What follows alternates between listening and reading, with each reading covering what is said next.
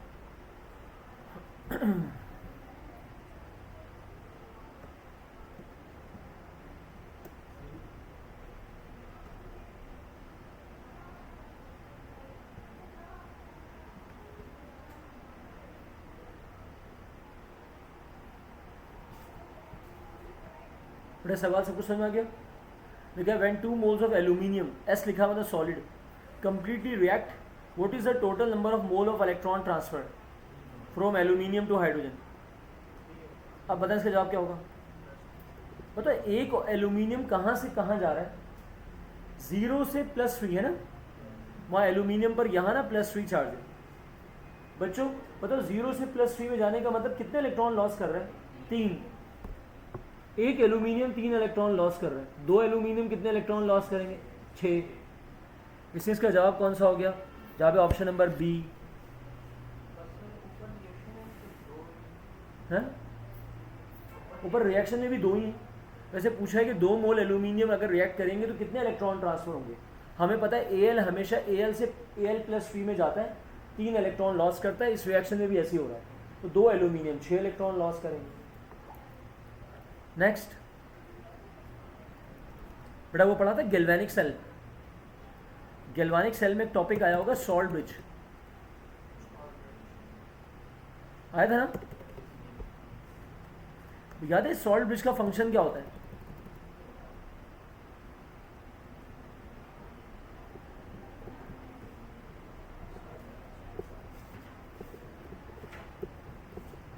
याद आ रहा है किसी को? चलिए मैं आपको बता दूं, बट आप लोग एक बात याद रखेंगे, सॉल्ट ब्रिज के 3 फंक्शन होते हैं। कम से कम ये तीनों बातें आप घर से याद रखकर जाएंगे। पहला, to maintain electrical neutrality. Salt bridge का पहला काम क्या होता है? वो सॉल्यूशन को न्यूट्रल रखता है, neutral, to make solution neutral या टू मेंटेन इलेक्ट्रिकल न्यूट्रलिटी। दूसरा काम क्या करता है? Prevent mixing of solution, solution को मिक्स होने नहीं देता, सॉल्यूशन मिक्स हो जाएगा तो काम ही नहीं होगा फिर। तीसरा, permits migration of ions, ions को परमिशन देता है कि इधर उधर जाओ और सॉल्यूशन को न्यूट्रल रखो। आखिरी बात, ना भी लिखेंगे कोई प्रॉब्लम नहीं है, सर्किट को कंप्लीट करता है। ये सुन लिया आप लोगों ने? अब हमेशा याद रखेंगे सॉल्ट ब्रिज के 3 फंक्शन है। कौन कौन से? टू मेंटेन इलेक्ट्रिकल न्यूट्रलिटी, मतलब सॉल्यूशन को न्यूट्रल रखता है वो, जहाँ पॉजिटिव आइन कम होते हैं उनको दे देता है, जहाँ पॉजिटिव आइन ज़्यादा होते हैं उनसे ले लेता है ताकि सॉल्यूशन न्यूट्रल रहे। दूसरा काम क्या करता है?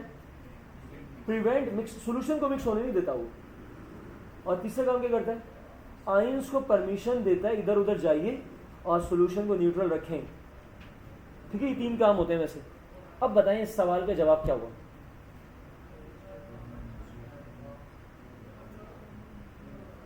इसे क्या हो गया? इसे कलर चेंज हो गया अभी?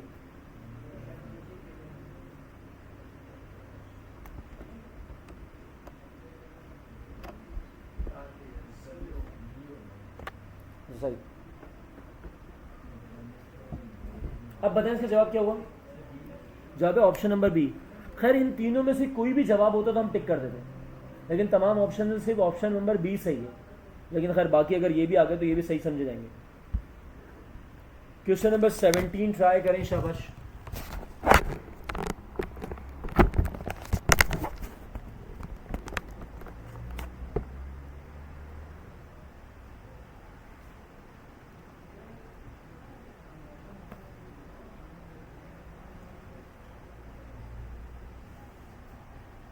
बेटा मुझे यकीन है आपको 17 नजर आ रहा होगा, आ रहा है ना नजर? बेटा इस सवाल में लिखा हुआ है कि इसको आपको बैलेंस करना है। बेटा याद रखें अगर किसी इक्वेशन में पहले से चार्ज डले हुए हो तो उसके चार्ज को भी बैलेंस करना होता है, तो इसके चार्ज को भी बैलेंस करें।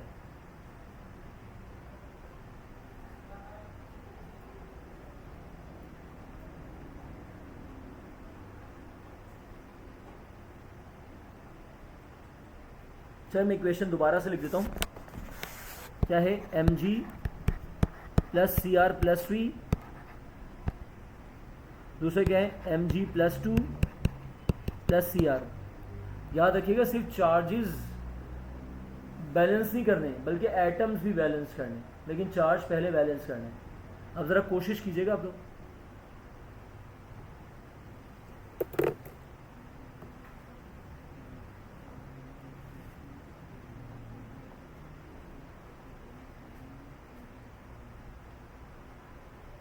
मतलब क्रोमियम पे कितना चार्ज है +3, Mg पे कितना है +2, चार्ज बराबर है। इस तरफ 3 है उस तरफ 2 है, तो बराबर कैसे होगा? दोनों तरफ इक्वल नंबर आ जाए तो आप कहेंगे सर एक काम करें यहाँ ना आप 2 लगा दें, मतलब उससे क्रोमियम पे कितना चार्ज हो जाएगा 6, है ना। अब बताओ वहाँ 6 बनाना आसान होगा ही नहीं होगा? हाँ, आप कहेंगे सर Mg के सामने 3 लगा दें, हो गया चार्ज तो बराबर हो गया भाई, दोनों तरफ +6 हो गया। अब एलिमेंट्स बराबर होने से कर रहे हैं, सुनो क्रोमियम यहाँ 2 है तो यहाँ भी 2 लगाना पड़ेगा ना, मैग्नीशियम यहाँ 3 तो यहाँ भी 3 लगाना पड़ेगा ना। अब एक काम करो, सबके कॉफिशिएंट का सम निकालो, 3 + 2 + 3 + 2, बताओ क्या जवाब आया? जवाब आ गया 10। पता है सबको क्वेश्चन समझ आ गया? तो बताएं अगर किसी इक्वेशन को बैलेंस करना और उस पर चार्ज भी हो, पहले चार्ज बैलेंस करते हैं इस तरह जैसे मैंने किया, बाद में एलिमेंट्स बैलेंस करते हैं, जैसे मैंने 2 क्रोमियम थे वहाँ 2 लगा दिया, 3 मैग्नीशियम थे वहाँ 3 लगा दिया, उसके बाद ये सम ऑफ कॉफिशिएंट निकालना है। बेटा मुझे यकीन है कि आप लोगों को ये सवाल समझ में आ गया होगा। अब एक काम करते हैं, नेक्स्ट क्वेश्चन की तरफ चलते हैं।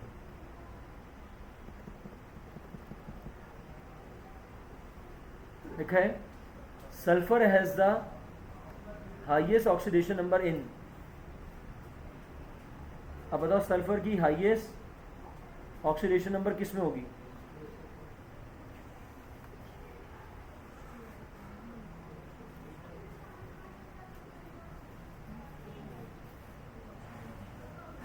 ए ऑप्शन है SO2, बी ऑप्शन है H2SO4, सी ऑप्शन है H2SO3।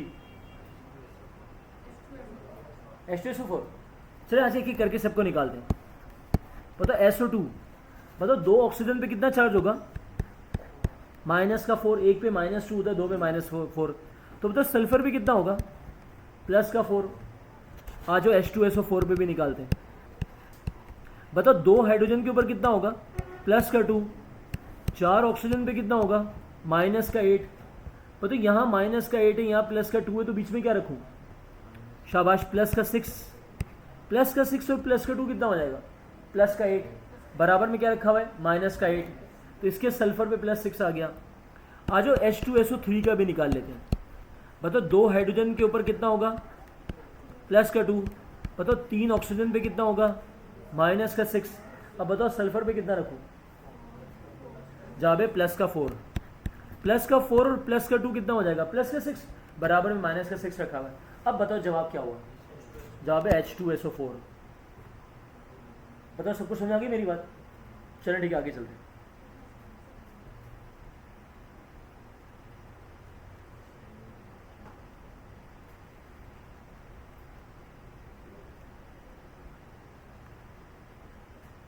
एक क्वेश्चन है जो आपके सामने है, वैसे भी चलिए थोड़ा सा मैं आसान कर देता हूँ इसको। Standard reduction potential for half reactions are. अच्छा एक बात अच्छी तरह सुन लें कि एक होता है रिडक्शन पोटेंशियल, उसका मतलब होता है इलेक्ट्रॉन गेन करने की एबिलिटी। ऑक्सीडेशन पोटेंशियल होता है इलेक्ट्रॉन लॉस करने की एबिलिटी। पता है यहाँ पे जो ये 19 सवाल जो है, इसमें जो इलेक्ट्रॉन ये जो रिएक्शन दिया हुआ है, पता है इलेक्ट्रॉन गेन करने वाली एबिलिटी दी हुई है या इलेक्ट्रॉन लॉस करने वाली एबिलिटी दी हुई है? अगर आप गौर करें तो इसमें इलेक्ट्रॉन लॉस करने वाला रिएक्शन लिखा हुआ है। अगर मैं इसको सही करूं तो ये रिएक्शन ऐसे बनेगा, Zn+2 2 इलेक्ट्रॉन Zn, ये सीधा कर दिया मैंने। लेकिन आपको पता है, लेकिन तो इसकी वैल्यू चेंज हो जाएगी, ये हो जाएगी -0.76। अगर आपने ईमानदारी से सिलेबस पढ़ा हो तो आपको याद होगा जिंक का नेगेटिव में ही होता है।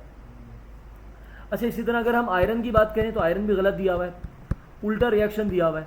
अगर मैं इसको सही करूँ तो इसका रिएक्शन क्या हो जाएगा? ये हो जाएगा, लेकिन इसकी साइन चेंज करना पड़ेगा इलेक्ट्रोड पोटेंशियल का, क्योंकि जब आप किसी रिएक्शन को उल्टा करते हैं, यानी इलेक्ट्रॉन लॉस करने वाली एबिलिटी को इलेक्ट्रॉन गेन करने वाली एबिलिटी बनाएंगे, तो फिर आपको साइन चेंज करना पड़ता है। पता है यहाँ तक समझ आ गई बात? अब आ जाओ अगली बात। अगली बात क्या होती है? अब इसका इलेक्ट्रोड पोटेंशियल निकालना है। इलेक्ट्रोड पोटेंशियल निकालने का एक फॉर्मूला होता है, और वो फॉर्मूला क्या होता है बेटा, ई ऑफ सेल बराबर होता है ई of cathode minus E of anode. ये एक फॉर्मूला है। एक बात सुन ले, कैथोड हमेशा बड़ी वैल्यू होती है, ये वाली वैल्यू हमेशा बड़ी होती है, और ये हमेशा छोटी वैल्यू होती है, ये स्मॉलर वैल्यू होती है। ठीक है, अब एक काम करो, देख के बताओ इन दोनों में से बड़ी वैल्यू कौन सी है? माइनस 0.41 बड़ा है या माइनस 0.76 बड़ा है? जहाँ पे माइनस 0.41 बड़ा है, और छोटी वैल्यू क्या है? माइनस 0.76। बताओ अब क्या होगा? माइनस 0.41 माइनस माइनस क्या होगा? प्लस 0.76। बड़े नंबर में से छोटा नंबर निकालो, यानी 76 में से 41 निकालो, कितना बचेगा? 35। उसके जवाब कितना आ गया? 0.35। अच्छा एक बात याद रखना, ये जो ई ऑफ सेल होता है, जिसको ईएमएफ ऑफ दी सेल कहते हैं, ये कभी नेगेटिव में आता ही नहीं है। ये आता है तो पॉजिटिव में आता है, इसलिए नेगेटिव वाला आंसर तो हो ही नहीं सकता ना। अगर आप तुक्का भी मारेंगे तो नेगेटिव में थोड़ी जगह मार देंगे आप, क्योंकि वो ई ऑफ सेल का आंसर नेगेटिव में आ ही नहीं सकता। वैसे इसको निकालने का फॉर्मूला क्या होता है? ई ऑफ सेल बराबर होता है बड़ी वाली वैल्यू माइनस छोटी वाली value.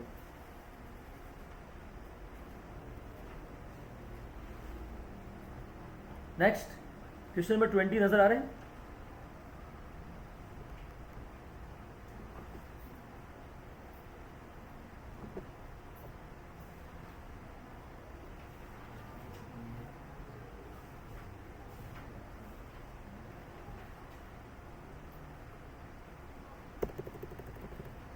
The oxidation number of S in S8 is, बेटा S8 में ये जो S8 लिखा हुआ है,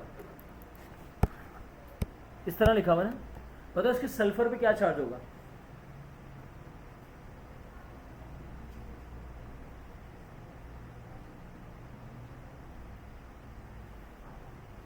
जवाब, इसका जवाब है 0।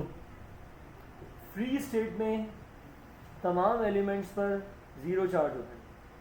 फ्री स्टेट क्या होती है?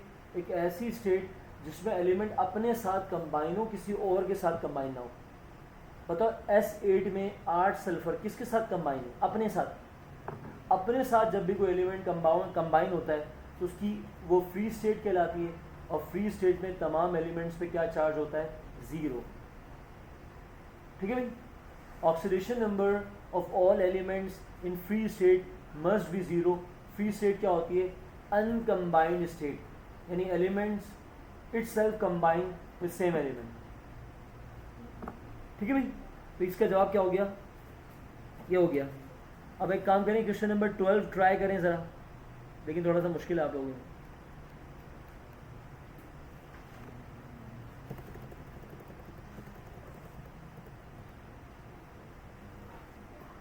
चलिए मैं समझा देता हूँ। एक रिएक्शन दिया हुआ है जैसे कि आप लोगों को नजर आ रहा है, ऑक्सीडेशन नंबर ऑफ Mn। किसका ऑक्सीडेशन नंबर मालूम करना है? Mn का। मतलब Mn कहाँ से कहाँ जा रहा है? Mn ऑफ 4-1 से Mn+2 में जा रहा है ना, ऐसे ही ना? मैंने तो क्वेश्चन सॉल्व नहीं करो, तुम लोगों से नहीं होगा, ये मुश्किल है। इसमें पूछा गया है कि Mn की ऑक्सीडेशन स्टेट किस तरह चेंज हो रही है, पहले तो निकालना पड़ेगा। Mn ऑफ 4 निकालने का क्या तरीका है, ज़रा बोर्ड पे देखो। इसको आज निकालते हैं, क्योंकि इसके ऊपर पहले से चार्ज डला हुआ है, थोड़ा सा मुश्किल होगा। तो मैंने क्या किया, ब्रैकेट बनाया, ब्रैकेट के ऊपर लिख दिया -1। बताओ 4 ऑक्सीजन पे कितना चार्ज होगा? एक ऑक्सीजन में -2 होता है ना, तो 4 ऑक्सीजन पे कितना हो जाएगा? -8। बताओ बराबर में क्या होना चाहिए? +8। अगर ऊपर चार्ज नेगेटिव हो तो सब्ट्रैक्ट कर देना, मतलब नेगेटिव कर देना, और अगर पॉजिटिव हो तो उसमें से प्लस कर देना। अब बताओ मुझे +8 लिखना है, लेकिन ऊपर चार्ज क्या डला हुआ है? -1। एक काम करो, 8 में से -1 करो, क्या बचेगा? +7। तो इसका मतलब MnO4 -1 के Mn के ऊपर चार्ज क्या होता है? +7। इसका मतलब वो +7 से कहाँ जा रहे हैं? +2 में। क्या कर रहे हैं? 5 इलेक्ट्रॉन गेन कर रहे हैं। अच्छा एग्जाम में ना ज़्यादातर आता है यही वाला है, क्योंकि उनको पता है सिलेबस में उन्होंने दिया हुआ है। तो अगर आप याद भी रख लें तो आपसे ये सवाल आराम से अटैम्प्ट हो जाएगा कि ये जो Mn है, Mn ये हमेशा कहाँ से कहाँ जाता है? +7 से +2 में जाता है। कितने इलेक्ट्रॉन गेन करता है? 5 इलेक्ट्रॉन गेन करता है, और इसकी रिडक्शन हो जाती है। अब बताओ इसका जवाब कौन सा हुआ तमाम ऑप्शंस में से? सी नजर आ रहा है आपको? लिखा हुआ डिक्रीज फ्रॉम -7 to +2।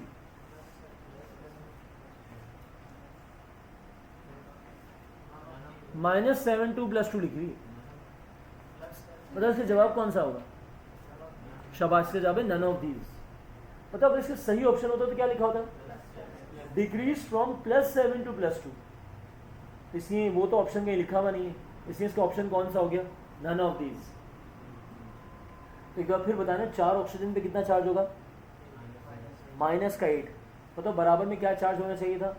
+8, लेकिन ऊपर भी एक -1 डला हुआ था, जिसकी वजह से वो +8 होने के बजाय +7 हो गया। चलो ठीक है। पता है अब आने वाली ज़िंदगी में अब हमेशा क्या याद रखेंगे कि एम एन हमेशा कहाँ से कहाँ जाता है?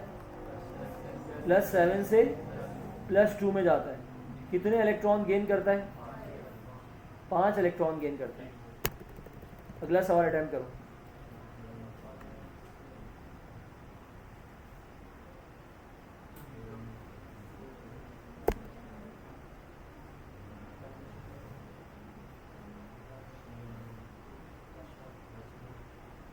इन which of the following Cl is +5? बेटा पहला क्या लिखा हुआ है? HClO। दूसरा लिखा हुआ है HClO2। तीसरा लिखा हुआ है HClO3 और आखिरी लिखा हुआ है HClO4।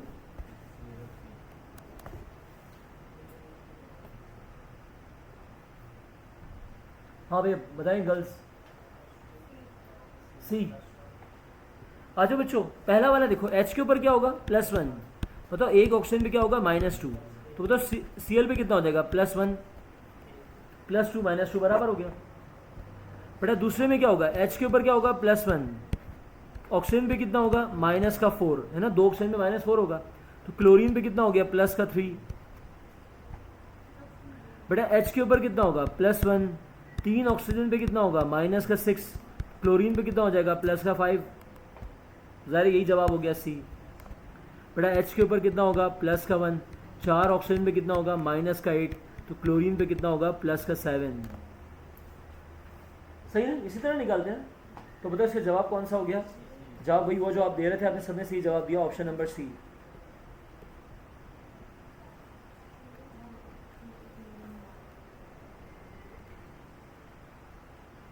अगला सवाल पढ़ें सब।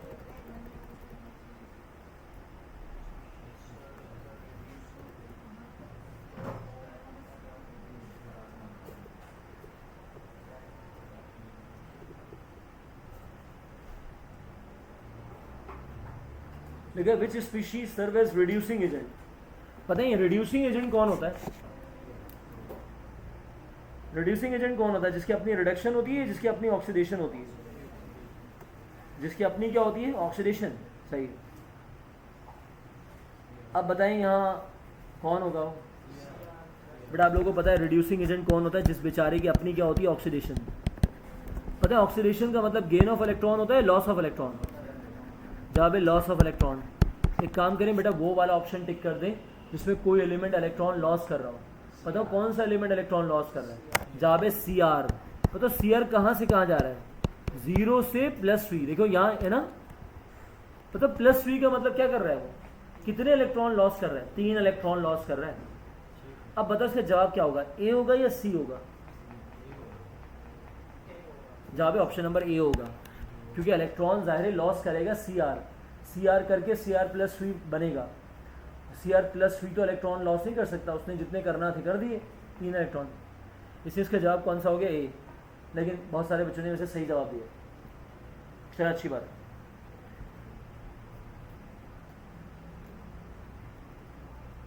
Question number 24।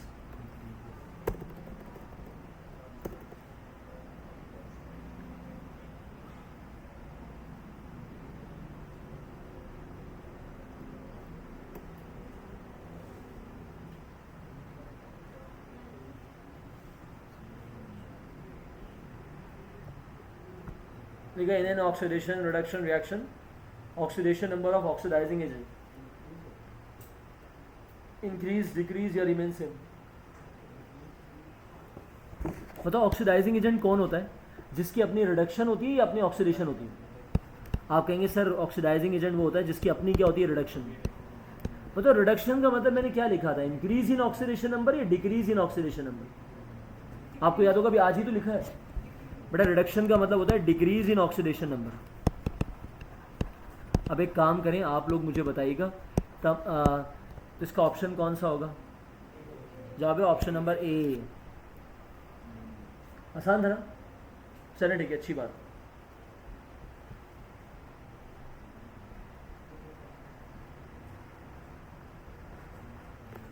बेटा क्वेश्चन नंबर 25 पढ़ लें सब।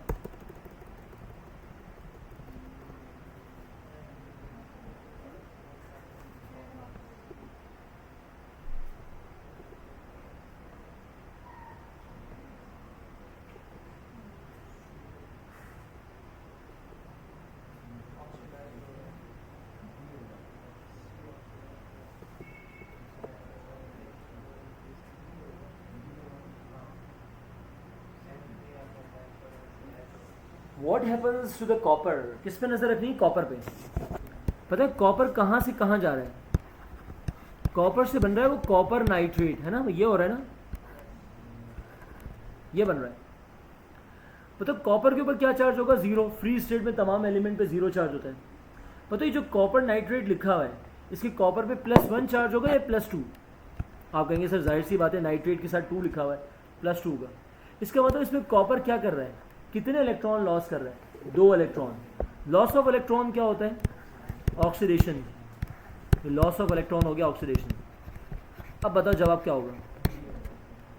आगे क्या होगा इसका? Option number D, it undergoes oxidation, its oxidation number increases. क्योंकि हम सबको पता है ऑक्सीडेशन में ऑक्सीडेशन नंबर बढ़ता है, इसलिए इसका ऑप्शन कौन सा हो गया? D, delta.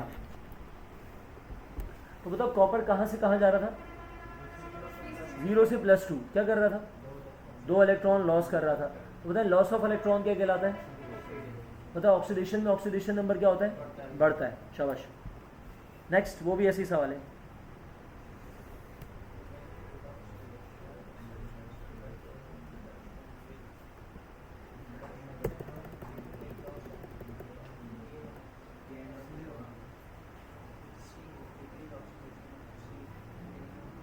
सवाल सबको नजर आ रहे हैं?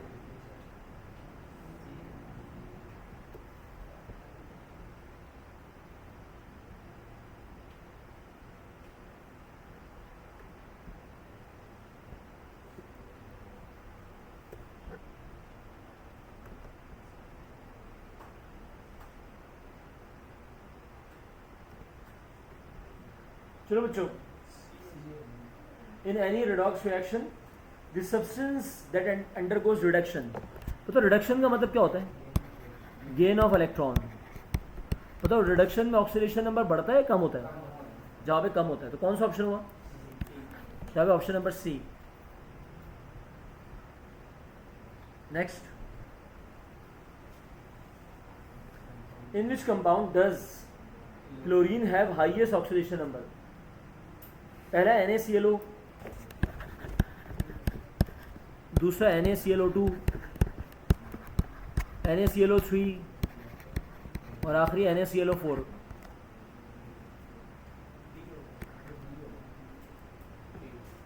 तो इसका जवाब कौन सा हो? तुम बताओ जो पीछे बैठी हुई। हाँ है? क्या पूछा है वैसे सवाल में? क्या ऑक्सीडेशन नंबर? क्या हाई पूछा है? हाईएस्ट किसका होगा? तो बताएं क्लोरीन का हाईएस्ट ऑक्सीडेशन। हाँ क्या? ए। बच्चों जरा इसके बारे में सुन लें। इसका ऑप्शन है ऑप्शन नंबर डी। बताओ सोडियम के ऊपर क्या चार्ज होता है? +1। पता है एक ऑक्सीजन पे कितना होता है? -2। तो 4 ऑक्सीजन पे कितना हो जाएगा? -8। बताओ बराबर में क्या लिखूंगे? चार्ज बराबर हो जाएगा। शाबाश। +7। बेटा +7 और +1 कितना हो जाएगा? +8 बराबर में लिखा, -8। तो ये हाईएस्ट ऑक्सीडेशन नंबर सिर्फ इसमें ही है। पता है NaClO3 में कितना बनेगा? शाबाश, +5। पता है NaClO2 में +3, NaClO में +1, है ना? चलो ठीक है, सही, शाबाश।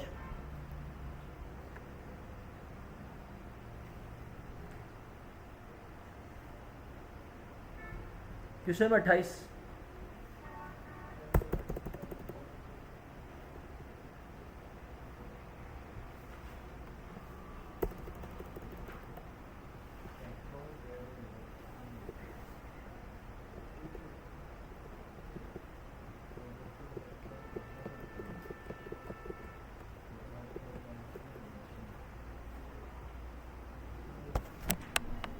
और आगे पीछे हो गया। हाँ भाई, in electrolytic cell the positive electrode is, चलेंगे आप लोगों को बता देता हूँ बेटा। इलेक्ट्रोलाइटिक सेल जो एक गैल्वानिक सेल होता है, एक इलेक्ट्रोलाइटिक सेल होता है बेटा। गैल्वानिक सेल के कैथोड पे चार्ज होता है नेगेटिव और एनोड पे चार्ज होता है पॉजिटिव।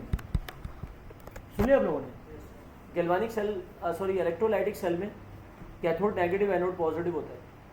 गैल्वानिक सेल में उल्टा होता है, लेकिन सेल कोई सा भी हो, कैथोड पर हमेशा रिडक्शन होगी, एनोड पर हमेशा ऑक्सीडेशन होगी। ये नहीं होगा कभी, ये चेंज नहीं होगा। इसी मैंने आपको क्या बताया था, रेड कैट। रेड कैट का मतलब क्या है, कैथोड पर हमेशा रिडक्शन होगी। और दूसरा कौन सा बताया था, एनॉक्स। इसका मतलब क्या है, एनोड पर हमेशा ऑक्सीडेशन होगी। सुन लिया आप लोगों ने?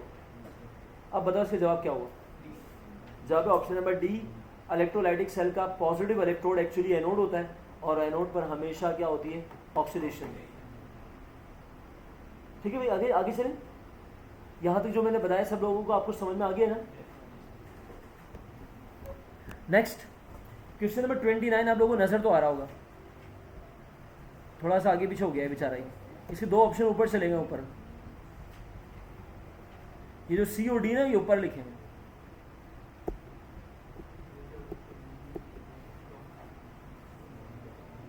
Which one of the following is a redox reaction? ये redox reaction क्या होता है? redox reaction ऐसा रिएक्शन होता है जिसमें एक ही वक्त में ऑक्सीडेशन भी हो रही हो, एक ही वक्त में रिडक्शन भी हो रही हो। एक एलिमेंट इलेक्ट्रॉन गेन कर रहा हो, दूसरा एलिमेंट इलेक्ट्रॉन लॉस कर रहा हो, उसे रिडॉक्स रिएक्शन कहते हैं।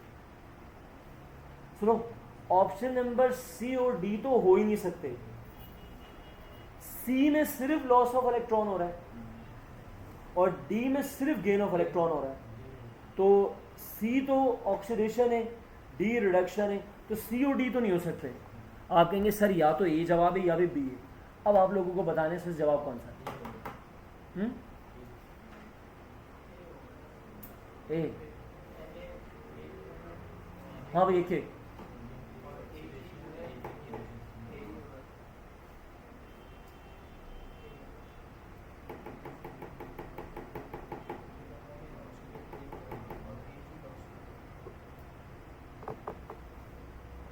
हाँ भाई बताओ, तुम्हारा नाम भूल गया था, क्या नाम था तुम्हारा? तो उसने पहले फर्स्ट ईयर जी, पता नहीं G2 में थी, क्या नाम तुम्हारा? आरिफा। हाँ सही। बच्चों में कहना चाहता which one of the following is a redox reaction. इसका जवाब पता कौन सा है बेटा? इसका जवाब है ऑप्शन नंबर बी। वो कैसे चले मैं समझा देता हूँ आपको। ऑप्शन नंबर बी यही है ना? बताओ सोडियम पे क्या चार्ज है? 0। बताओ क्लोरीन पे क्या चार्ज है? 0। फ्री स्टेट में तमाम एलिमेंट पे 0 चार्ज होता है। पता है NaCl के Na पे क्या होगा? +1। Cl पे क्या होगा? -1। पता सोडियम ने क्या किया? Electron loss. क्लोरीन ने क्या किया? Electron gain. तो रिडॉक्स रिएक्शन हो तो गया। बता रहा हूँ सब्र से आऊँ। पता है इसका मतलब ये तो यकीन आ गया ना कि बी रिडॉक्स रिएक्शन है। 0 से +1 में जा रहा है, सोडियम इलेक्ट्रॉन लॉस कर रहा है, और 0 से क्लोरीन -1 में जा रहा है, इलेक्ट्रॉन गेन कर रहा है। अच्छा, ये तो सबको यकीन आ गया ना। अब मसला क्या है, ए क्यों नहीं है ना? आप घर गए, आपको छोटा भाई ने, छोटी बहन या छोटा भाई मौजूद था, आपने उसको बताया, वो कहेगा अच्छा ये पहले बताएं ए क्यों नहीं है, ए ने क्या कसूर किया है। चलेंगे आपको बता रहा हूँ। अच्छा, इस तरह के जो रिएक्शन होते हैं ना, जिस तरह ए लिखा हुआ है, इसके बारे में सुने, इनको कहा जाता है डबल डिस्प्लेसमेंट रिएक्शन।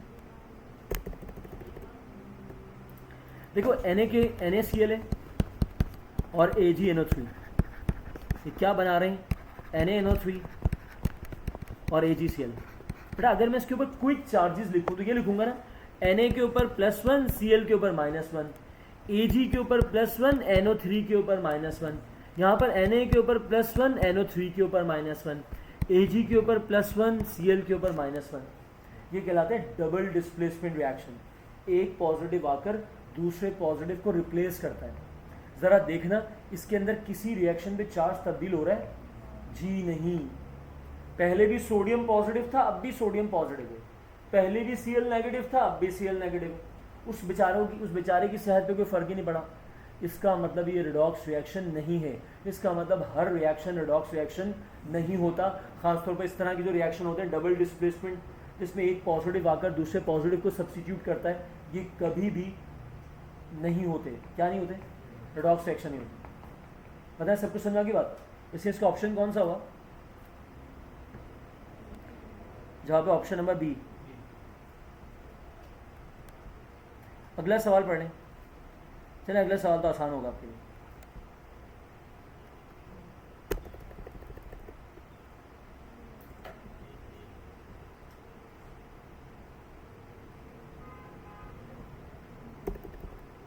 अरे भाई तुम भी जाओ नीचे। क्या हो? कुछ आवाज़ आ रही थी, बंद हुई। अच्छा पंखा बंद है, सही।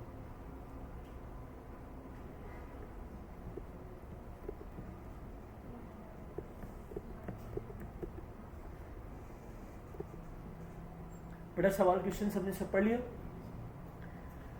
कॉइनेज मेटल्स कौन से होते हैं जो कॉइन्स बनाते हैं? कौन से बनाते हैं? कॉपर, Ag चांदी,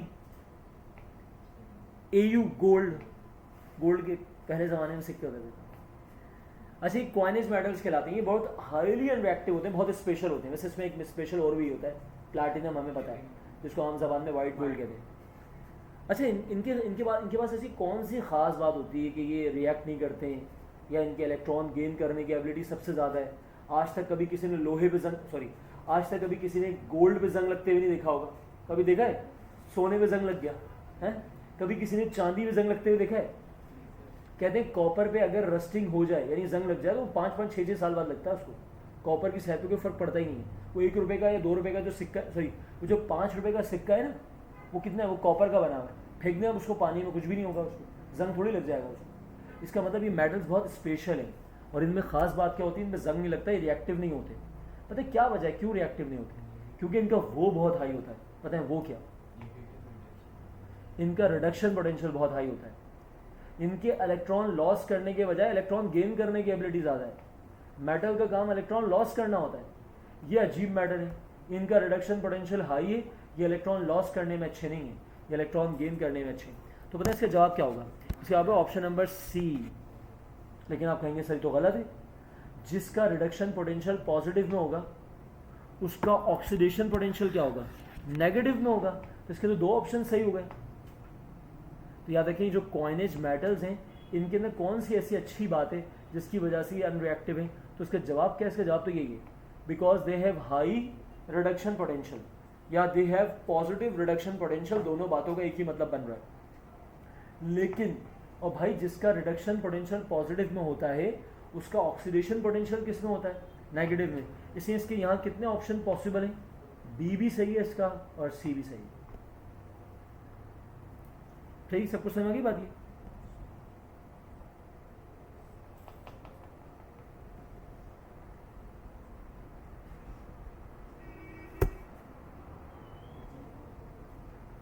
अच्छा ज़रा थोड़ी देर रुकना। अगर आप लोगों ने ये चैप्टर पढ़ा हो तो आपको ये याद होगा कि इस चैप्टर में 2 एलिमेंट का बड़ा शिद्दत के साथ तस्करा है। एक है कॉपर और एक है जिंक।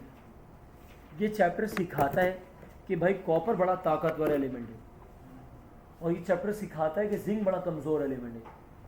और अगर खुदा न ख्वास्ता कॉपर का और जिंक का मुकाबला हो जाए तो पता है फिर कौन इलेक्ट्रॉन छीनेगा? कॉपर छीनेगा। कॉपर बड़ा ताकतवर एलिमेंट है और जिंक उसके मुकाबले में बड़ा कमज़ोर एलिमेंट है, उसको इलेक्ट्रॉन देने पड़ेंगे। ये बात इस पूरे चैप्टर में समझें बताई गई है, बार बार बताई गई है। अब एक काम करें, तमाम ऑप्शंस में से ABCD में से वो वाला ऑप्शन टिक कर दें जिसमें कॉपर इलेक्ट्रॉन गेन कर रहा हो, जिंक इलेक्ट्रॉन लॉस कर रहा हो। नजर आ रहा है सबको?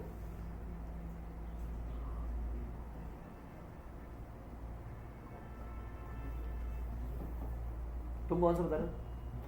बी बता रहे हो? अच्छा डी। अच्छा बॉल।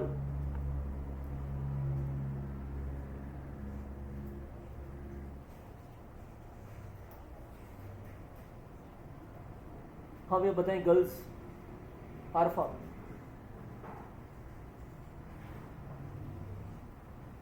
चलो बच्चों, अगर आप गौर करें इसका रिएक्शन कौन सा है, बी। मतलब कॉपर आइंस को किसके साथ रिएक्ट करवाया, जिंक मेटल के साथ। क्या बना उससे, कॉपर मेटल बनी और जिंक आइंस बने। इस रिएक्शन में आप गौर करो, Zn 0 से गया है +2 में, इलेक्ट्रॉन लॉस ही किए होंगे। कॉपर +2 से गया है 0 में, जाहिर सी बात है इलेक्ट्रॉन गेन ही किए होंगे।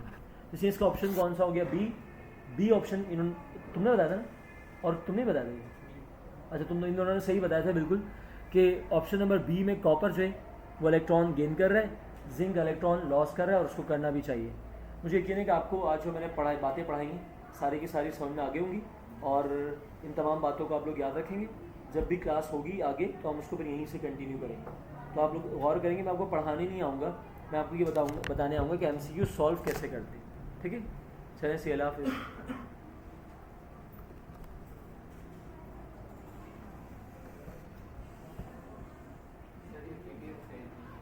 हाँ भेज दूँगा, जब पूरी फाइल हो जाएगी तो भेज दूँगा।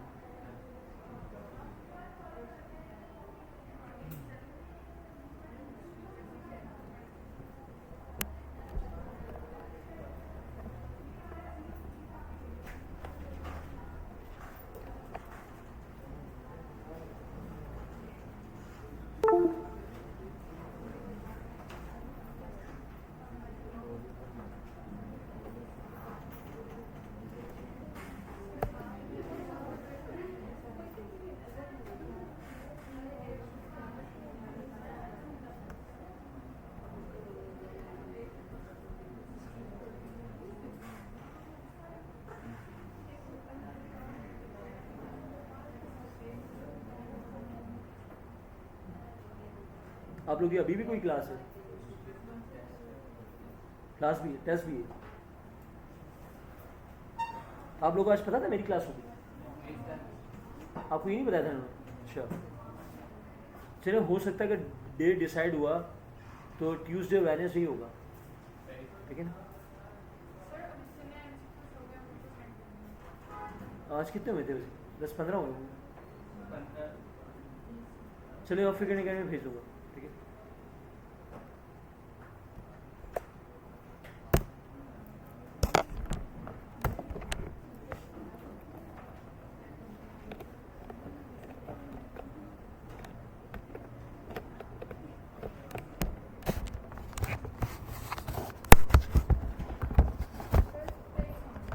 क्या असल वो नंबर आगे पीछे हुए थे, तो ये मेरे ख्याल से बामुश्किल कोई 15-16 हुआ।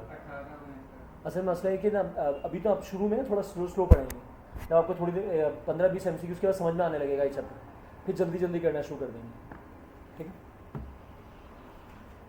मेरा इरादा तो यही कि फर्स्ट ईयर के चैप्टर्स जो है ना उनके MCQs में आप लोगों को सॉल्व करवा दें, क्योंकि फर्स्ट ईयर में थोड़े न्यूमेरिकल टाइप होते हैं ना, सेकेंड ईयर तो फिर भी थोड़ा आसान हो। हाँ, इसी को करेंगे कंटिन्यू, फिर एक क्लास और करेंगे बस इसकी, उसके बाद किसी और चैप्टर पे चले जाएंगे। जैसे स्टेशियोमेट्री पर आते हैं, पिछले साल स्टेशियोमेट्री 6 सवाल आए थे एक चैप्टर से। हाँ, 6 स्टेशियोमेट्री 6 सवाल आए हैं। हाँ, टोटल 45 एक चैप्टर से आए हैं।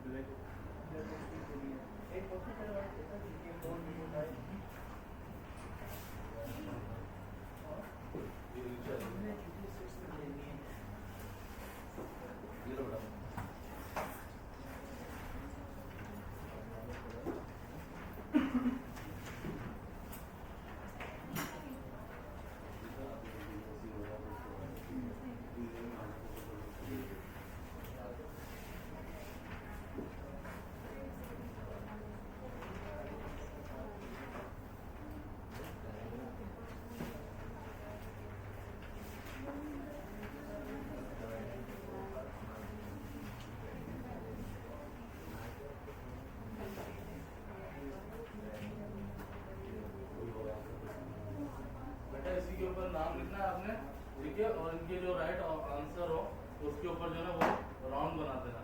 अगर हाईलाइट है आप लोगों के पास तो हाईलाइट कर देना, वरना उसको राउंड बना देना, ठीक है।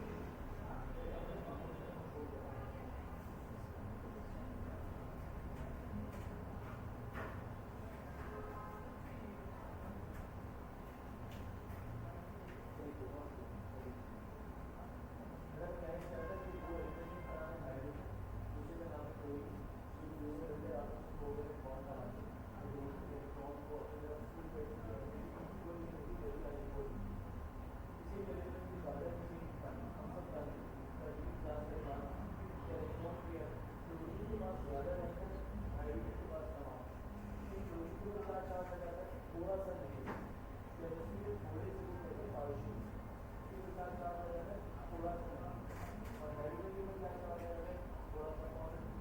तो कहते हैं कि इलेक्ट्रॉन क्लियर हो अपनी तरफ मूव करने की जो एबिलिटी, इस एबिलिटी का नाम क्या था इलेक्ट्रोनेगेटिविटी इलेक्ट्रॉन। तो मैंने क्या बताया था इस टॉपिक का चालू किया कोवलेंट बॉन्ड, कुछ ऐसे एलिमेंट कोवलेंट बॉन्ड बनाती हैं जिनके लिए फिर हम टॉपिक पढ़ते हैं। कल की क्लास में आपको बताया था जब क्रिस्टल एलिमेंट ऐसे होता है डाउन द ग्रुप इलेक्ट्रोनेगेटिविटी का ऑप्शन डिक्रीज, तकरीबन हर जगह ये है अलोंग द पीरियड इलेक्ट्रोनेगेटिविटी का ऑप्शन इंक्रीज। इसलिए मैंने आपसे सवाल पूछा था अगर अलोंग द पीरियड इलेक्ट्रोनेगेटिविटी बढ़ रही है तो सबसे ज़्यादा किसकी होनी चाहिए, आपका जवाब होना चाहिए था 8 के इलेक्ट्रॉन का जवाब दिया होता है। इसमें मैंने आपको समझाने में बताया जैसा कि इलेक्ट्रोनेगेटिविटी बड़ी चीज़ है क्योंकि इनका जो कंप्लीट है तो ऑपरेट कंप्लीट है उसको ओवरली बॉन्ड ही बना ये टॉपिक पढ़ नहीं सकते। एट के रूप कौन से पहले 7 के रूप का नाम है हेलोजन, उसका नाम हेलोजन इलेक्ट्रोनेगेटिविटी ये क्लियर तरीके से सबसे ज़्यादा क्योंकि इलेक्ट्रॉन क्लियर करने का एबिलिटी सबसे ज़्यादा तो कहते हैं सर है डाउन का रूप जाने पर इलेक्ट्रोनेगेटिविटी कम होती है अलोंग द पीरियड रहती है सबसे ज़्यादा सैलरी इसलिए हेलोजन। अरे मैंने क्या बताया था सबसे ज़्यादा कौन सा एलिमेंट क्लोरीन की 4.31 पहला नंबर है, दूसरे नंबर पर कौन सा बताया ऑक्सीजन 3.5 के साथ दूसरे नंबर पर था, तीसरे नंबर पे नाइट्रोजन और क्लोरीन दोनों की इलेक्ट्रोनेगेटिविटी 3.2 तो 3 कॉपर इनकी इलेक्ट्रोनेगेटिविटी इलेक्ट्रॉन समीकरण की श्रेणी है सबसे ज़्यादा। जैसे अब आने का ग्रुप रेट बढ़ेगा ग्रुप रेट एक ही सिंपल है डाउन का ग्रुप जाने पर इलेक्ट्रोनेगेटिविटी कम होगी तो होगी तो आपको बताया डाउन का ग्रुप जाने पर तो इलेक्ट्रॉनिक बढ़ रहा होगा बढ़ रहा होगा तो आखिरी वाले इलेक्ट्रॉन जो न्यूक्लियस का होगा दूर है ऐसे इलेक्ट्रॉन के ऊपर से न्यूक्लियस पूरे का बढ़ा के कमजोर है फिर इलेक्ट्रॉन को पूरी पावर से भी नष्ट आपने देखा होगा डाउन का ग्रुप जाने पर अक्सर ट्रेड कितना होगा सिवाय एटॉमिक न्यूक्लियस के वो है इसलिए पहले ग्रुप में ये था इस पर्सन को डिसाइड हो गया ये दो डिवाइड किया है डाउन का ग्रुप इलेक्ट्रोनेगेटिविटी डाउन का ग्रुप जाने पर इलेक्ट्रोनेगेटिविटी कम होगी कम होगी डाउन का ग्रुप जाने पर एटॉमिक बढ़ जाता है इलेक्ट्रॉन न्यूक्लियस से दूर हो जाता है ऐसे इलेक्ट्रॉन से न्यूक्लियस से कमजोर हो जाता है।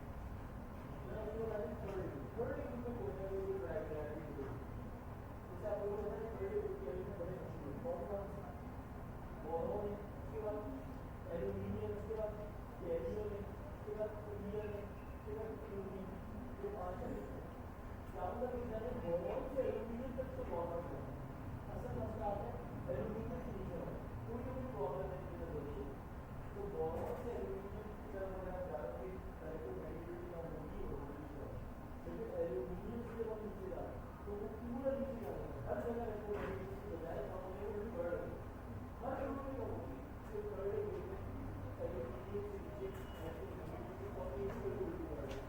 आप सबको पता है इस जगह एक ही जवाब मिलेगा क्या जवाब मिलेगा फ्लोर शेडिंग इफेक्ट अरे फ्लोर शेडिंग इफेक्ट कौन से ऑर्बिटल्स का डी ऑर्बिटल का और एफ ऑर्बिटल तो जहाँ पे डी इलेक्ट्रॉन डालेंगे और एफ इलेक्ट्रॉन डालेंगे वो फ्लोर शेडिंग इफेक्ट की वजह से न्यूक्लियस बहुत ज़्यादा कमजोर नहीं होगा बल्कि न्यूक्लियस ताकतवर होगा जिसके नतीजे में ज़्यादा अट्रैक्शन होगी और इलेक्ट्रोनेगेटिविटी बनाया कम बढ़ेगी। बच्चों ये था एक सिंपल सी बात का हमारा आगे बाकी थर्ड फोर्थ जैसे लगी सेकंड के लिए कोई प्रॉब्लम नहीं आप लोगों को मैंने बताया था एक के ग्रुप में पढ़ने की एक के ग्रुप में क्या रहती है नॉर्मल गैसेस वो तो कोविलेंट बॉन्ड ही नहीं बनाती उनके लिए भी टॉपिक पढ़ना भी चाहिए तो फोर्थ जैसे लेकर 7 के तक अगर बात करें तमाम ग्रुप्स में डाउन का ग्रुप जाने पर इलेक्ट्रोनेगेटिविटी का होगी नौ होगी एक पुराना रीजन डाउन का ग्रुप जाने पर इलेक्ट्रॉन बढ़ जाता है इलेक्ट्रॉन दूर हो जाता है तो आप खुद सोचिए जहाँ पर आपको पढ़ भी गलत करता है वो भी आपको याद नहीं थोड़ा रीड कर लिया था वो भी अब आराम से जाते हैं रट्टा नहीं मारना पड़ेगा बच्चे अब आ जाए थोड़ा रट्टे टाइप का आ गया जो हमें एक्सपीरियंस करना चाहिए पूरा ज्ञान कम आना है ये थोड़ी ज़्यादा आयोनाइजेशन है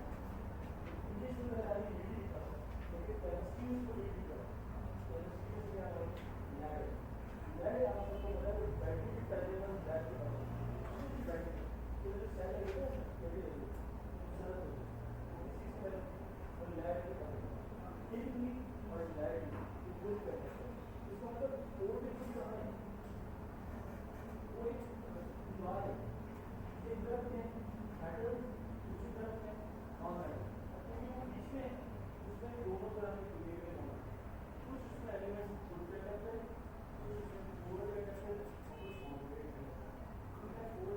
पोलर कंडक्टर कौन है? कार्बन, मतलब गुड कंडक्टर कौन है? मतलब मॉडरेट कंडक्टर कौन है? सिलिकॉन है। ऐसे उसकी बात कौन सी पोलर दूसरी बात करते हैं, सबके सब कौन सबके सब पोलर कंडक्टर। हाँ, फिर से दूसरी बात है ड्राई बैक की जाती है, तो उसमें थोड़ी बहुत दूसरी कंडक्टर चाहिए हो जाती है, उसके बारे में बता देती है कि मॉडरेट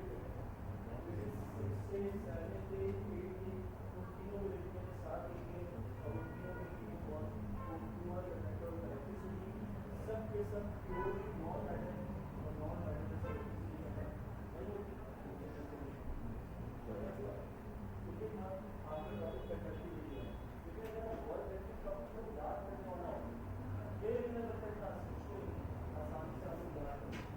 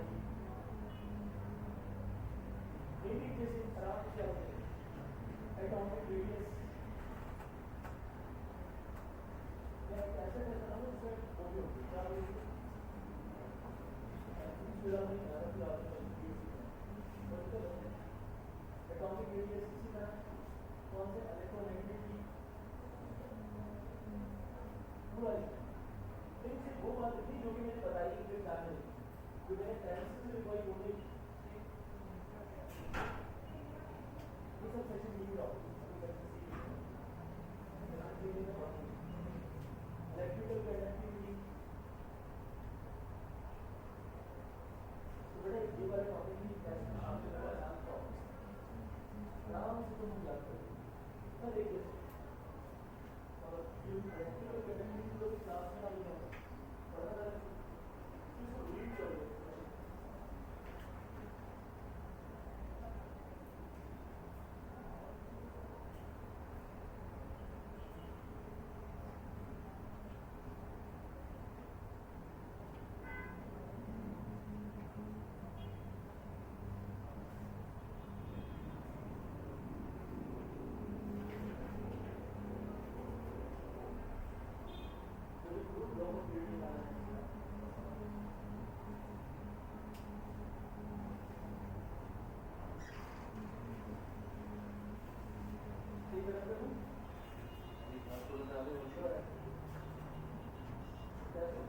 नहीं हो रही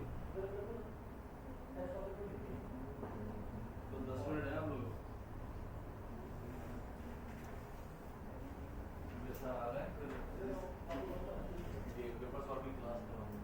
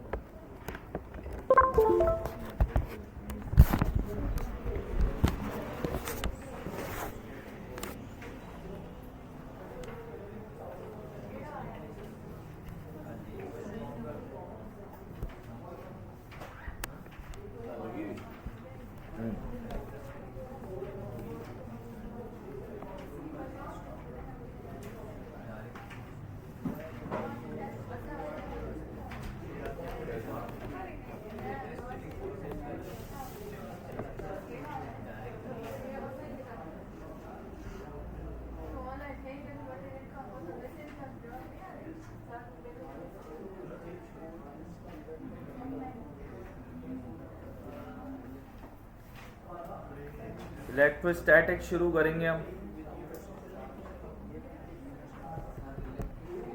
सॉरी, इलेक्ट्रिक फील्ड वो है इलेक्ट्रोस्टैटिक्स के ही बारे में पूछ रहे हैं।